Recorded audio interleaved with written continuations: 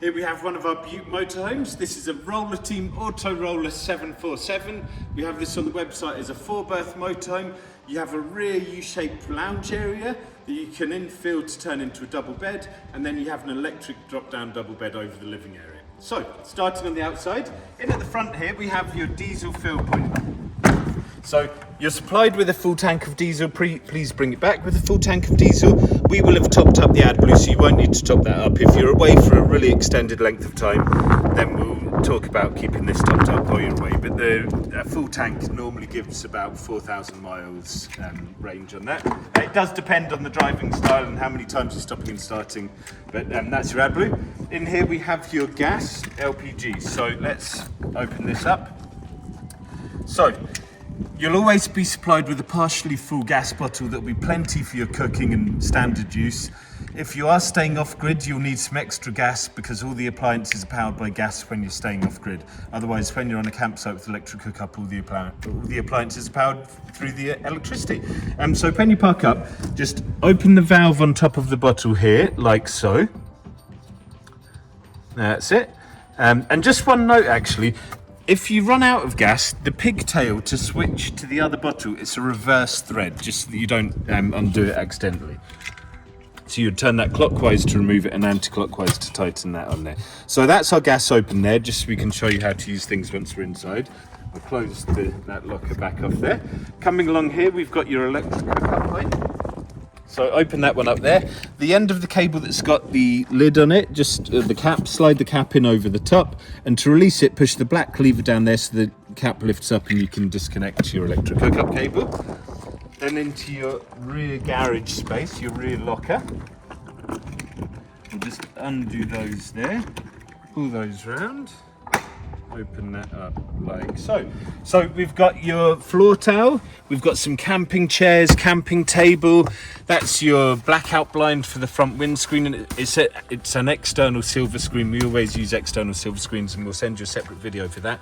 And if we just head around the other side, I'll just show you the rest of those bits in there. So open that one there, open that one in there. There we go. And then you've got your toilet chemicals for the Casette toilet. You've got your electric hookup cable, you've got your hose, you've got road safety kit, you've got your leveling blocks, you've got your ladder for the electric drop-down bed. So that's everything in there. When you close this, hold the door to, turn these two handles, and that will hold the door closed, and then just push these in to lock. And if they don't stay in, like so, it's because they're just in the unlocked position. So you don't need to turn the actual handle again. Hold the handle still, just turn the key barrel and push it in, and that's it locked. Coming along here, first I'll show you fresh water. So lift the cap there, hold this still while you put your key in there, unlock it, and then twist to turn. Oh, and that one was topped up really full, must have been on an opposite angle. So when you fill these up, it's a food grade hose, you just pop it in the side and you fill it up until it overflows. And then once it's full, obviously turn off your hose, squeeze the water out of it and put it away, and then twist that until it clicks. Hold it still while you turn the key, and that's it locked back on. Underneath here, you've got a handle to empty your grey water. So just pull that towards you there. See where the water comes out over there. So on all campsites, you'll have a motorhome service point with a metal grid. You'll drive over the drain there, pull the grey water handle to empty your grey water, and there'll always be a fresh water tap for filling your fresh drinking water at the same time as the grey water's emptying. So on your key ring, you'll have your main vehicle key here. Push the button there to flip that round. That's for the engine, and this unlocks the main personnel doors. And this key here unlocks your hatches and locker doors. So we'll just unlock that one there, push both buttons in as you pull the toilet cassette locker open. Lift the blue tab at the bottom there and slide it out. To empty this, you would pull around the nozzle, remove the blue cap at the top there, push the blue button there to stop the air vacuum. If you don't push that, it's glug, glug, glug, splashing everywhere. So if you push that, it will just shoot out a lot clearer. And then when you empty it on the campsite, it will always be into the chemical waste chemical waste disposal most of the time, and it would often be a metal drum or an oversized tank, but they'll always show you when you check into the campsite. And then afterwards, just fill that cap with the toilet chemicals that are in the back, pour it back in there, and you're good to go again. So we will always use eco-chemicals because most of the campsites in the Highlands of Scotland are on septic tanks, so the eco-chemicals doesn't mess up with the biodiversity of the septic tanks.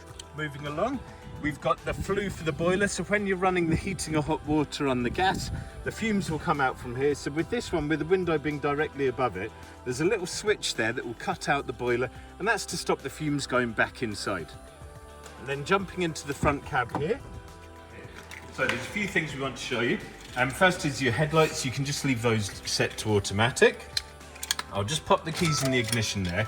Now, this button here is for your handbrake. So push that in to release the handbrake and pull it towards you to put the handbrake on.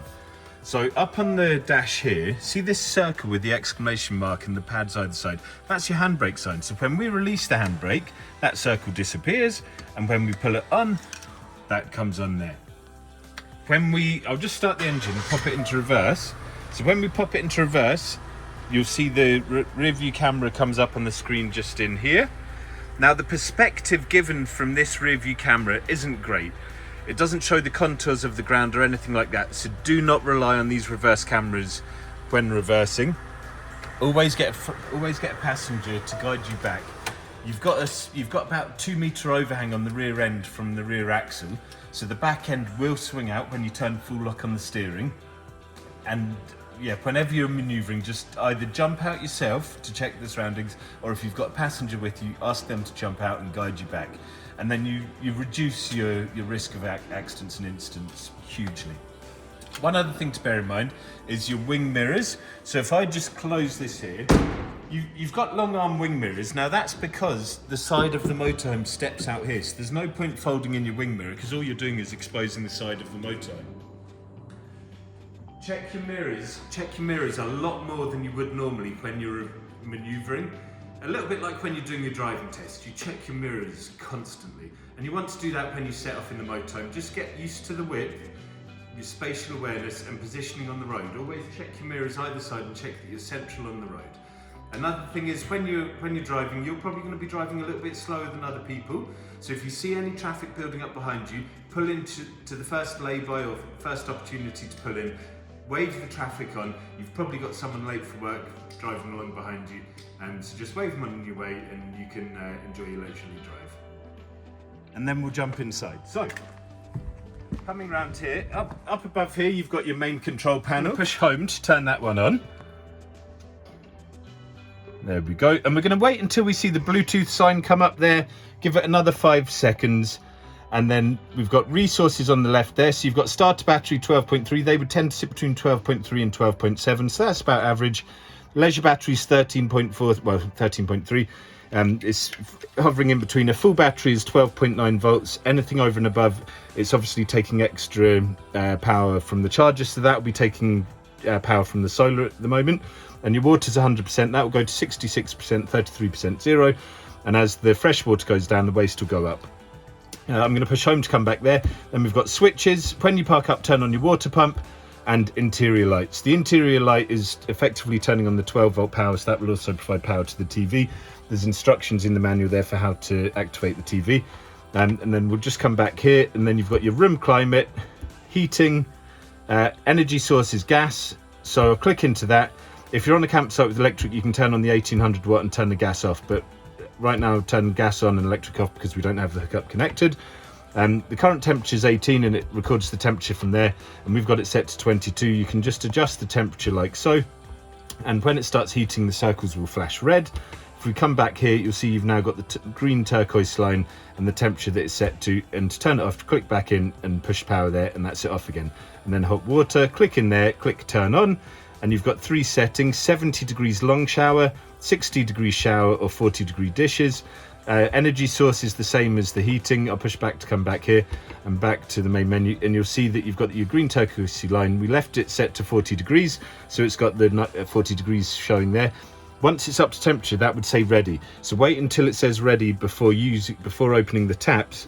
Think of it as a little bit like an urn or a kettle. You need to wait for the water to heat up before you open the taps. Otherwise, you're going to be emptying the lukewarm water. The boiler will refill with cold water, and you start the process again. And when you're finished, just click in there, turn it off. So the last person that used this has probably had the heating running on gas when they've turned the gas bottle off, or something along those lines. So I'm going to push ignore. We know that we've turned our gas on, so I'll just come back here. If you have any red lines like this is a really good demonstration actually. If you've got any red lines like this on notifications on room climate and hot water, the heating and hot water will not work, the boiler won't work. So we're just going to click into room climate, I'm going to click into heating, and we can see that is set to gas, so that's all good. Come through to hot water, turn on, that's set to gas. So I know that our gas is on and these are both set to gas, so I can click into notifications, push the arrow to come into it, scroll to the bottom, click declare issue resolved, and then reset this error. That will then clear the error, push OK, come back here. The red lines have gone away and now the boilers have fired up. So moving into the back, you've got your U-shaped lounge. So to turn this into a double bed, you just slide this panel out here like so, and then I'll just slide that back in a little bit, and then your infill cushions for here, they're actually in the wardrobe here. There we go, so we'll always keep those there. You've got your coat hangers there, and they'll chingle a bit, so either put your clothes on or lift them off before travelling. And you've got some added storage in underneath here and in underneath here as well as all around up here. So this one here, I'm just going to slide that back in. Just lift those over like so. There we go, and that's the way there. The fridge freezer, to use this, just hold the black square button to turn it on. It's set to automatic, it's triggered the gas.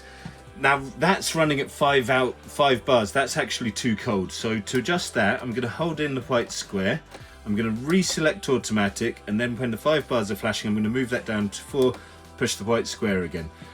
We've got a blue light in the middle of the power button to tell us the fridge is on. If this is red, the fridge is off. We've got 3 power sources. Gas, the battery is effectively the engine running, it's the alternator, and then you've got electric hookup, there'll be a picture of a plug. These lights will go out and you'll be left with a blue light here in the middle of the power button. If that's ever red, because it's set to automatic, all you need to do is hold in the black square button, turn it off, make sure you've got a power source turned on, so the engine running, electric hookup plugged in, or the gas turned on. And if you're unsure if the gas is coming through, just light a hob there and you'll see that you've got a steady flame and you know the gas is running. And then come back here, turn on your fridge, and that'll re-trigger whatever's available because it's set to automatic. So that's your fridge there. And to open that up, just lift the lever there, slide that open, and you've got your freezer in at the top there. And then here you've got your oven, you've got gas oven and grill. So just hold that round, hold that knob in while you push the ignition for the oven. I'll just move that out the way, you can see that's your oven on. And then back to the middle to turn it off, and then hold it round to the flame for the grill. And that's the grill on there. Now when you use the grill, just make sure this little heat shield's pulled out here and keep the door fully open. If the door is pushed up like that, it drives the heat up and it can damage the worktops and furniture in the motorhome. So always keep the door fully open when you're using the grill. Obviously when you're using the main oven cooking, it's fine to keep the door closed. And then in here we've got your toilet and shower, so your light switch is just under the cupboard at the back there. If you're going to use the shower, lift the wooden grate out of the bathroom shower area, unclip your shower screen, pull it round, and you pull the tap out and push the grey rubber button on top to turn it from a tap flow to a shower flow. And that's your shower. The toilet, you've got a grey lever on the front, pull that to the right to open the hatch before you use the loo. Push the blue button behind to flush it. Once it's all drained down, then pull the grey lever back over to the left to close it off afterwards. And then coming round here, if we just swap places, you've got 2 USBs in under here, and you've got USBs. You've got USBs on the reading lights in the back corners of the motorhome as well. And then your electric drop-down double bed here. Just make sure the TV is behind the line of that bed unit, the cupboard under the bed, just over there. And then come around here and just push the down arrow there to lower your double bed. And then in the garage space, you've got the ladder that you would just hook on there. So here we have your Bute motorhome.